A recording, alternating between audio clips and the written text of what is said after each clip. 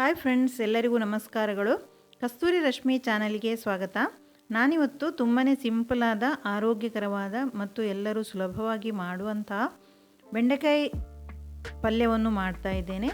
ತುಂಬಾ ಸುಲಭವಾಗಿ ನಾವು ಇದನ್ನು ಮನೆಯಲ್ಲಿ ಮಾಡ್ಬೋದು. ಬನ್ನಿ ಫ್ರೆಂಡ್ಸ್, ಈ ವಿಡಿಯೋವನ್ನು ಶುರು ಮಾಡುವ. ಅದಕ್ಕಿಂತ ಮೊದಲು ಯಾರೆಲ್ಲ ನನ್ನ ಚಾನಲನ್ನು ಇನ್ನೂ ಕೂಡ ಸಬ್ಸ್ಕ್ರೈಬ್ ಮಾಡದೆ ನೋಡ್ತಾ ಇದ್ದೀರೋ ಅವರು ಪ್ಲೀಸ್ ಸಬ್ಸ್ಕ್ರೈಬ್ ಮಾಡಿ. ಬನ್ನಿ ಫ್ರೆಂಡ್ಸ್, ವಿಡಿಯೋವನ್ನು ಶುರು ಮಾಡುವ. ನಾನಿಲ್ಲಿ ಅರ್ಧ ಕೆಜಿಯಷ್ಟು ಬೆಂಡೆಕಾಯಿಯನ್ನು ನೀರಿನಲ್ಲಿ ಚೆನ್ನಾಗಿ ತೊಳೆದು ಒರೆಸಿ ಇಟ್ಕೊಂಡಿದ್ದೇನೆ. ಅದನ್ನೀಗ ಸಣ್ಣದಾಗಿ ಕಟ್ ಮಾಡ್ತಾ ಇದ್ದೇನೆ. ನೋಡಿ, ಈ ರೀತಿಯಾಗಿ ಪಲ್ಯಕ್ಕೆ ತುಂಬ ಸಣ್ಣದಾಗಿ ಚಿಕ್ಕದಾಗಿ ಕಟ್ ಮಾಡಬೇಕು. ಈಗ ಒಂದು ಕಡಾಯನ್ನು ಇಟ್ಟಿದ್ದೇನೆ. ಅದಕ್ಕೆ 2 ಸ್ಪೂನಷ್ಟು ಎಣ್ಣೆಯನ್ನು ಹಾಕಿದೆ ಫ್ರೆಂಡ್ಸ್. ಅದಕ್ಕೆ ಈಗ ಬೆಂಡೆಕಾಯಿನ ಹಾಕಿ ಒಂದು 5 ನಿಮಿಷ ಚೆನ್ನಾಗಿ ಹೈ ಫ್ಲೇಮಲ್ಲಿ ಫ್ರೈ ಮಾಡಬೇಕು. ಈಗ ಫ್ರೈ ಆಯಿತು ಫ್ರೆಂಡ್ಸ್. ಈಗ ಇನ್ನೊಂದು ಕಡಾಯಿಯಲ್ಲಿ ಒಂದು 4 ಸ್ಪೂನಷ್ಟು ಎಣ್ಣೆಯನ್ನು ಹಾಕಿದ್ದೇನೆ. ಅದಕ್ಕೀಗ ಜಜ್ಜಿದ ಒಂದು 5 ಬೆಳ್ಳುಳ್ಳಿಯನ್ನು ಜಜ್ಜಿ ಹಾಕಿ ಫ್ರೈ ಮಾಡ್ತಾ ಇದ್ದೇನೆ.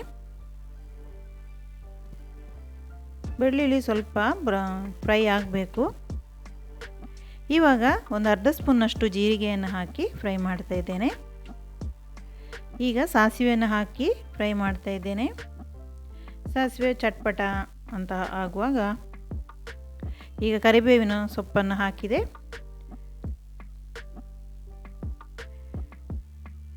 ಇಲ್ಲಿ ನಾನು 2 ಈರುಳ್ಳಿಯನ್ನು ಚಿಕ್ಕದಾಗಿ ಕಟ್ ಮಾಡಿ ಈಗ ಫ್ರೈ ಮಾಡ್ತಾ ಇದ್ದೇನೆ.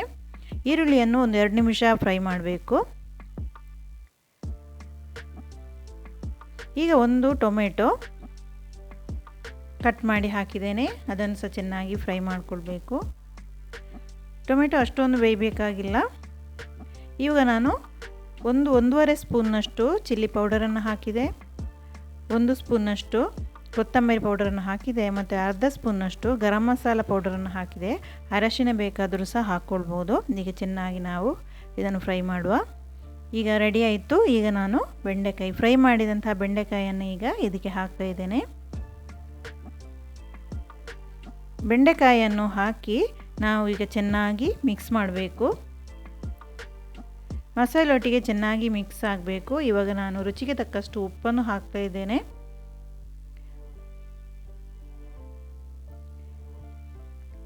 ಚೆನ್ನಾಗಿ ಮಿಕ್ಸ್ ಮಾಡಿ ಕೊಡಬೇಕು.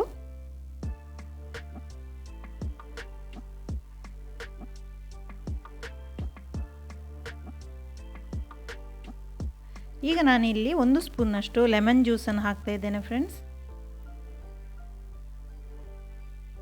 ಇದನ್ನು ಸ್ವಲ್ಪ ಈಗ ಮಿಕ್ಸ್ ಮಾಡಿಕೊಳ್ಳುವ.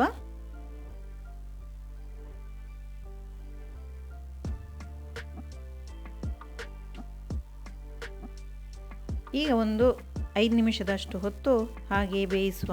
ಲೋ ಫ್ಲೇಮಲ್ಲಿ ಬೇಯಿಸುವ. ಈಗ 5 ನಿಮಿಷ ಆಯಿತು ಫ್ರೆಂಡ್ಸ್. ಈಗ ತೆಗೆಯುವ ಮುಚ್ಚಳ. ತುಂಬ ಚೆನ್ನಾಗಿ ಬೆಂದಿದೆ ಬೆಂಡೆಕಾಯಿ.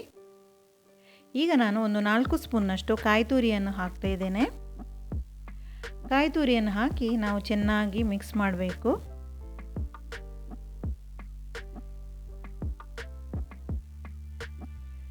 ಈಗ ಚೆನ್ನಾಗಿ ಮಿಕ್ಸ್ ಆಯಿತು ಫ್ರೆಂಡ್ಸ್. ಈಗ ನಾನು ಕೊತ್ತಂಬರಿ ಸೊಪ್ಪನ್ನು ಮೇಲಿನಿಂದ ಹಾಕ್ತಾ ಇದ್ದೇನೆ.